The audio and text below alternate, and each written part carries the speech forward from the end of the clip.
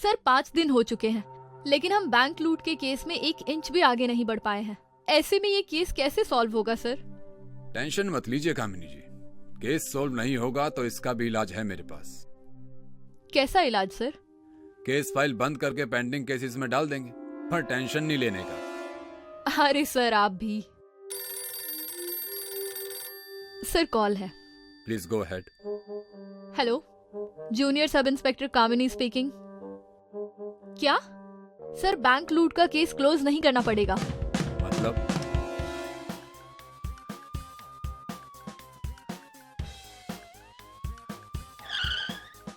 Sir इन्हीं के इलाज के लिए बैंक से लूटे गए पैसों में से 4 लाख डिपॉजिट किए गए हैं।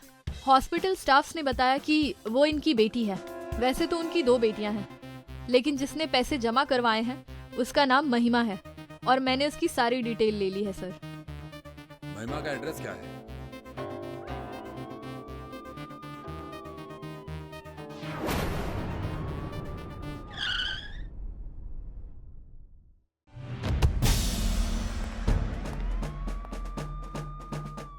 संभल कर। Sir oh God.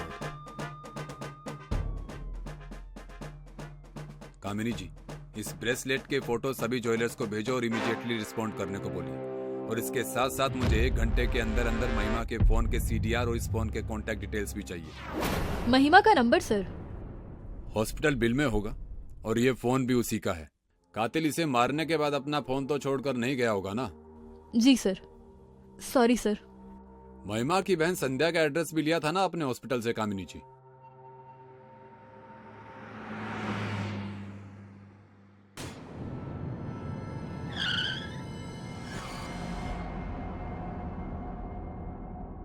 जी आप लोग? हाय संध्या जी, मैं असिस्टेंट सब इंस्पेक्टर कामिनी और ये सीनियर इंस्पेक्टर मिस्टर राठौर। आप महिमा की बहन संध्या है ना? जी। आपके पिताजी जीवन हॉस्पिटल में एडमिट है ना? जी मैं वहीं जा रही हूँ, लेकिन बात क्या है? आप ये सब क्यों पूछ रहे हैं? वो एक्चुअली आपकी बहन का किसी ने उनके ही घर में रस्सी से गला दबाकर मर्डर कर दिया है। नहीं, ये नहीं हो सकता। कल रात ही तो मिली थी वो। संभालिए अपने आप को संध्या जी, प्लीज।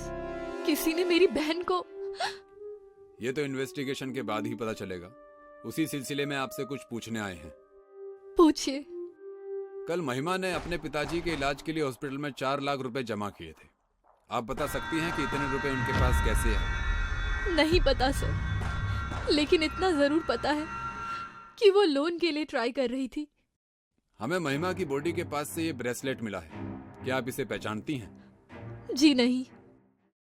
सर, हम लोग रेनू का बर्थडे सेलिब्रेट कर रहे थे। फिर रेनू यहाँ वॉशरूम आई थी।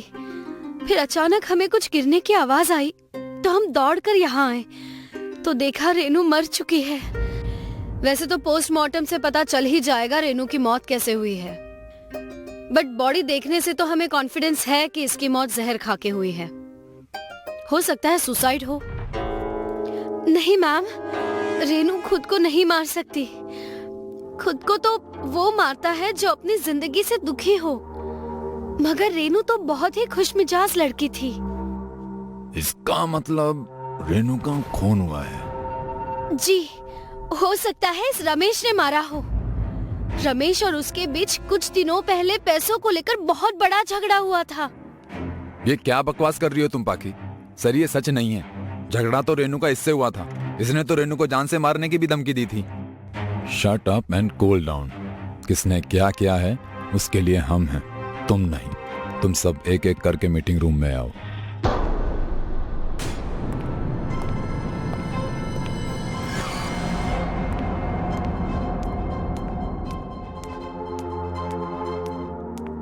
आई नो सर, आपको क्या जानना है?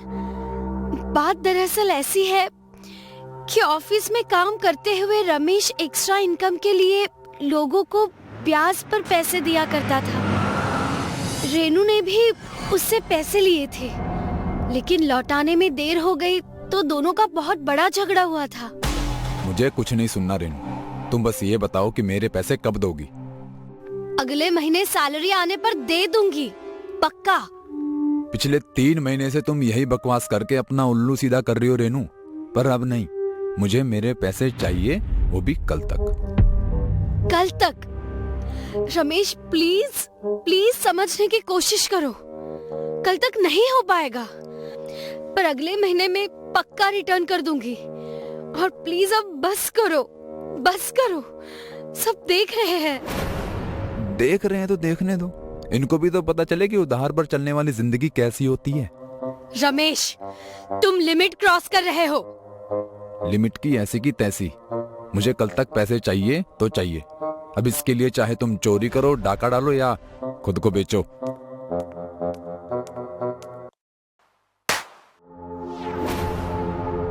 इस थप्पड़ का जवाब तुझे बहुत भारी पड़ेगा रेनू, देख लेना। बस सर, उसी झगड़े के तीसरे दिन ये सब हो गया।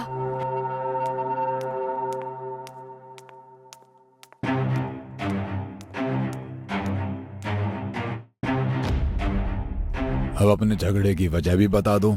सर, उससे क्या पूछते हैं, मैं आपको बताता हूँ कि सच्चाई क्या है। पाकी अपने एक ड्रीम प्रोजेक्ट पर काम कर रही थी, लेकिन रेनू ने उसकी प्रेजेंटेशन चुराकर उसका प्रोजेक्ट हाईजैक कर लिया। लेकिन ये बात छुप नहीं पाई और पाकी को सच पता चल गया और फिर दोनों के बीच में हाथापाई हो गई। उसी हाथापाई में पाकी ने रेनू को जान से मारने की धमकी दी थी सर। तो तुम्हारे हिसाब से इस ऑफिस में पाकी ही एक ऐसी एम्प्लॉय है जो रेनू को मार सकती है? सर, मेहनत की रोटी जब कोई ले उठता है ना तो बहुत गुस्सा आता है। पाकी का प्रोजेक्ट पूरे 50 करोड़ का था सर। वर्मा जी, जब चोरी हुई तब घर पर कोई नहीं था। इसका मतलब कि चोर को पता था कि घर खाली है। वर्मा जी, गांव जाने की बात आप दोनों के अलावा और किसे पता थी? मैम, आमतौर पर ऐसी बातें आसपास के लोगों को पता ही चल जाती हैं। ठीक है, हम अपना काम करते हैं, फिर बात करते हैं।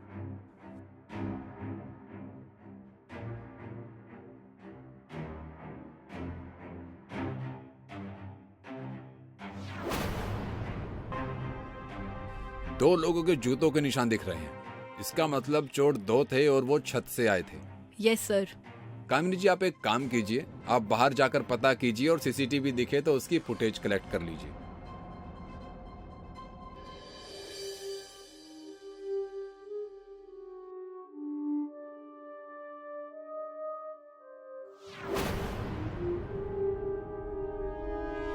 यहाँ तो कहीं भी सीसीटीवी नहीं है। अब चोर कैसे पकड़ में आएंगे? आपने पता किया क्या क्या चोरी हुई है? तकरीबन 2.25 लाख के जेवर और 50,000 नगद। एक बात बताइए, इस कॉलोनी में गार्ड नहीं है क्या? नहीं सर, कॉलोनी वाले बहुत ही कंजूस किस्म के लोग हैं। वो गार्ड पर पैसा खर्च ही नहीं करना चाहते।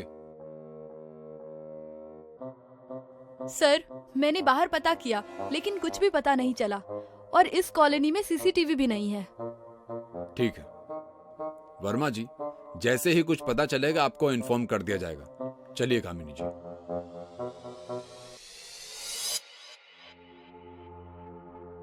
सर, उस चोर का कुछ पता नहीं चल रहा और कॉलोनी के लोगों का शूज प्रिंट भी लिया है, पर किसी का भी शूज प्रिंट मैच नहीं हुआ।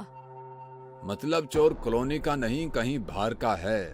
सर, अब क्या करेंगे उस चोर को पकड़ने के लिए? कुछ नहीं, बस इंतजार करेंगे अगली चोरी का। हेलो, ओके, हम आ रहे हैं। कामिनी जी, चलिए, इंतजार की घड़ी खत्म हुई। कमल कॉलोनी से राकेश शर्मा का फोन था, उनके घर में भी चोरी हुई है।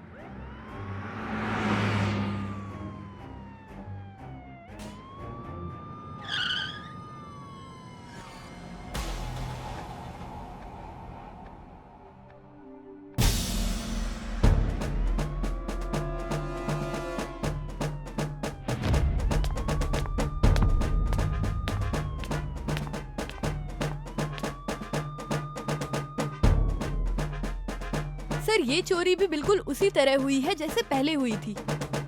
यहाँ भी सिर्फ 2 ही लोगों के शूज प्रिंट हैं। राइट कामिनी जी, चोर यहाँ भी छत से ही आए हैं।